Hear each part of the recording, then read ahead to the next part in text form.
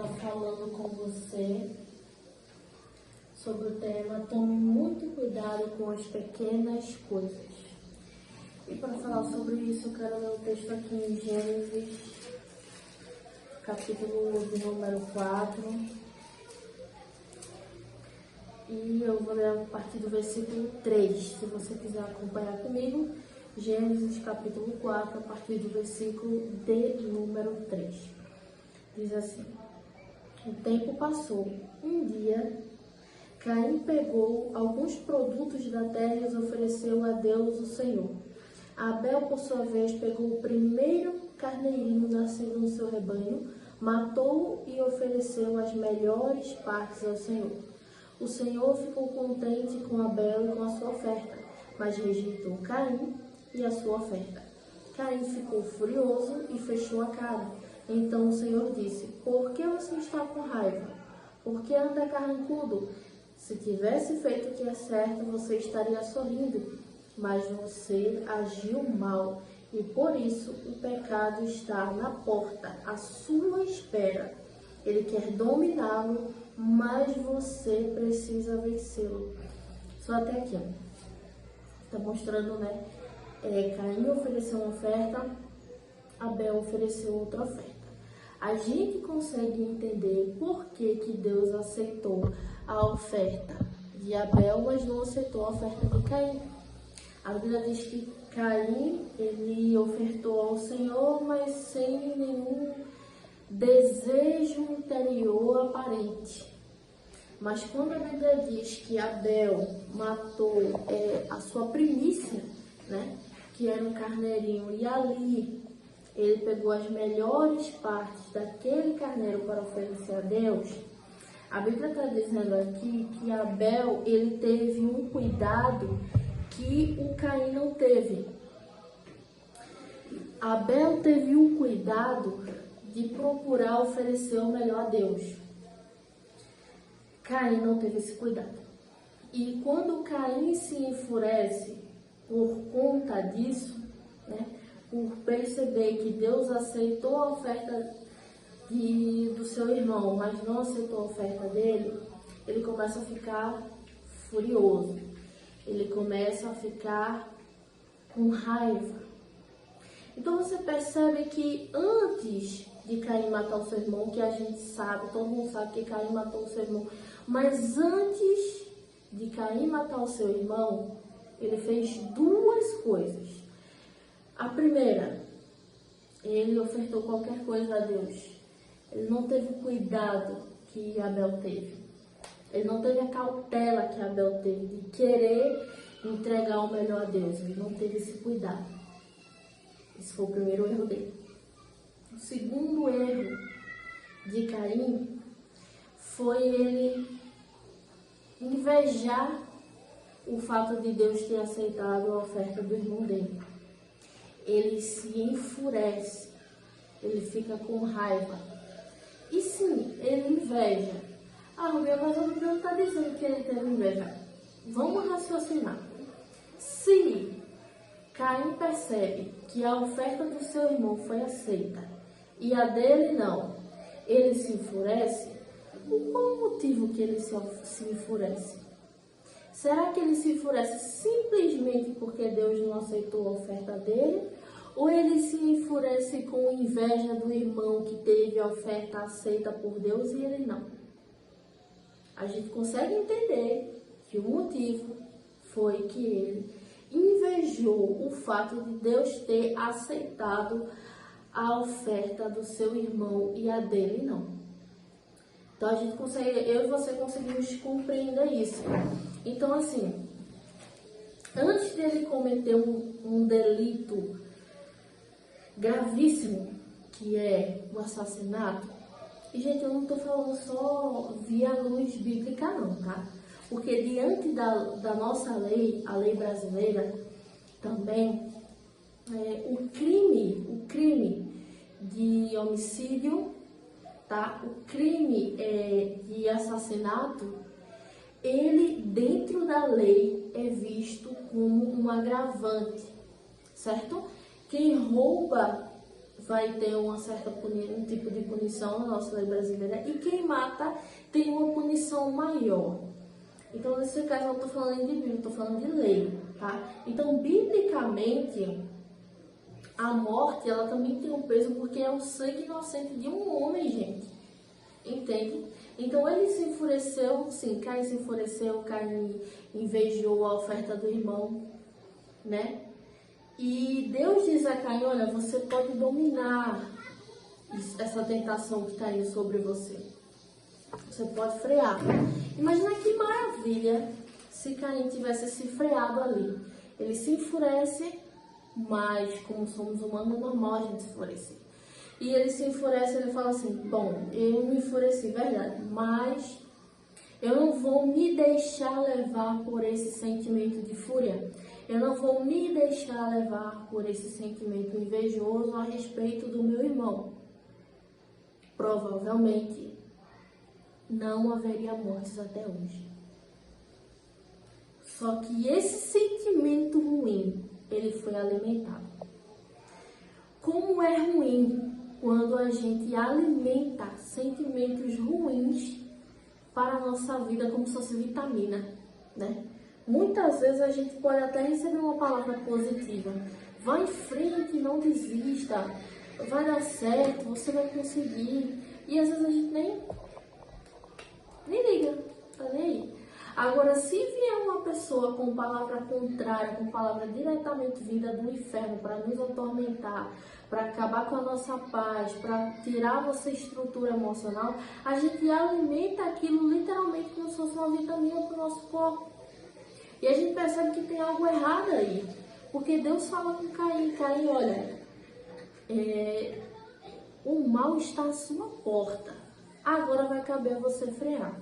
Você vai decidir, Caim, o seu destino. Você vai decidir se você quer passar a vida toda se sentindo amaldiçoado ou se você vai frear esse sentimento ruim que você está sentindo pelo seu irmão e você vai viver coisas boas da minha parte. Mas Caim alimenta o sentimento negativo. E por ele alimentar esse sentimento negativo, o que é que acontece com ele? Ele chega ao nível mais profundo da crueldade e da maldade e mata o seu próprio irmão.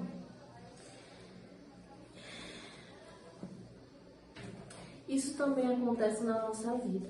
Não estou dizendo que a gente mata as pessoas, mas a gente muitas vezes alimentamos sentimentos que não deveríamos alimentar, e isso vai muitas vezes nos afastando de Deus, nos afastando do propósito que Ele tem para a nossa vida, nos afastando de tantas coisas boas, né? E quando a gente se dá conta, a gente já está num nível assim, sabe, de tristeza, de depressão, de falta de equilíbrio emocional, de falta de alegria tão grande. E quando a gente se dá conta, a gente já chegou no fundo do poço. Esse foi um exemplo. O segundo exemplo que eu vou dar é Juízes. Eu vou ler junto com você, tá? Eu não deixei nem marcado, eu tô abrindo aqui também. Eu quero ler com você o livro de Juízes. Eu vou ler com você o capítulo 14 e eu vou ler com você a partir do versículo 6. Tá bom? Mas o Espírito do Senhor fez com que Sansão ficasse forte, com as suas próprias mãos despedaçou o leão como se fosse um cabrito. Porém, não contou nem a seu pai nem a sua mãe o que havia feito. Então ele foi conversar com a moça e gostou dela. Poucos dias depois, Sansão voltou para lá para casar com ela, saiu da estrada para dar uma olhada no leão que havia matado e ficou espantoso ao ver um enxame de abelhas e mel dentro do corpo do animal morto. Então tirou o mel com as mãos e saiu comendo. Foi até onde estavam seu pai e a sua mãe e lhes deu um pouco. Eles comeram, porém Sansão não lhes contou que havia tirado o mel do corpo do leão. Sansão, ele nasceu sob um voto nazireado do qual ele já tinha consciência desse voto, porque desde pequeno os seus pais o ensinavam, os seus pais diziam a ele, seus pais falavam: olha filho, você foi consagrado ao Senhor, existem grandes planos de Deus sobre a sua vida, e os pais dele já conversavam com ele sobre isso, e aí ele fez algo aparentemente pequeno, né? Depois que ele mata o animal, né, existe ali um enxame de abelhas em cima daquele animal morto e ali havia mel. Sansão vai em cima, né, vê que o animal está morto, vê o enxame de abelhas, vê o mel, e ele, com certeza, para ele pegar, ele se sentiu atraído pelaquela quantidade de mel que havia naquele animal morto. Então o que ele faz? Ele vai, pega o mel, come, e achando pouco ele leva para os seus pais, os pais dele comem, não tinha nem noção de ele tinha visto aquele mel. Vocês podem até dizer assim: poxa, mas que besteira, né? Ele viu o mel dentro do animal morto. Pelo voto de nazareado que ele tinha, ele não poderia comer nada que tivesse dentro do animal morto. Mas ele faz. Surge o sentimento, ele alimenta este sentimento, e uma tragédia vai levando a outra tragédia até que Sansão fica cego. Sansão, ele tempos depois começa a ser tratado como escravo. Sansão começa a trabalhar para os filisteus. Sansão, ele é amarrado num templo, e tantos castigos aconteceram por causa de uma iniciativa. Gente, é uma falha grande da nossa parte, um pecado muito grande da nossa parte. Ele nunca vai vir de forma espontânea. De repente eu fui lá e eu cometi um adultério. De repente fui lá e... Não acontece. De repente fui lá e matei uma pessoa. Não. Começa com desejos pequenos que vão sendo alimentados, e a partir do que é alimentado vão acontecendo coisas que vão nos afastando da presença de Deus. E quanto mais a gente se afasta, mais a gente perde o temor. E quanto mais a gente perde o temor, mais a gente sente a vontade para errar. Só que não errar repetidamente no mesmo nível. Errar de forma mais profunda, e errar de forma mais profunda, até a gente chegar no nível que não há mais temor nenhum, que não há mais sentimento de pesar nenhum. Fiz e faria de novo e não tô nem aí, entendeu? É isso que acontece. Mas que a gente possa refletir sobre essa mensagem, porque alimentar coisas pequenas, e principalmente, primeiro que é ruim para nós mesmos, tá? Primeiro que a gente prejudica a nós mesmos quando a gente faz isso. E segundo, que a gente prejudica a nós, a gente prejudica o outro, a gente prejudica a nossa vida com Deus. E isso vai se tornando um efeito dominó tão gigante, que depois, quando a gente presta atenção, a gente já tá num nível, numa situação que a gente fala: meu Deus, como eu cheguei aqui? Meu Deus, por que isso aconteceu? Né? Então, eu vou estar lendo aqui também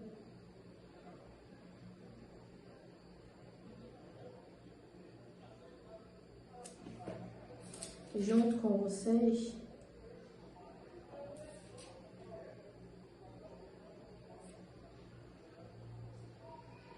Romanos capítulo 5. Agora que fomos aceitos por Deus pela nossa fé, nele temos paz com ele por meio do nosso Senhor Jesus Cristo. Foi Cristo quem nos deu, por meio da nossa fé, esta vida de graça de Deus. E agora continuemos firmes nesta graça e nos alegramos na esperança de participar da glória de Deus. Então, deixo isso para a nossa meditação, né? Deus conta conosco. Ele não precisa de nós, tá? Mas Ele conta conosco. Principalmente para falar do seu amor a outras pessoas. Ele poderia muito bem dizer assim, não nos fazer, ele poderia não nos criar, né? Eu estou falando, obviamente, para quem crê que nós somos de Deus.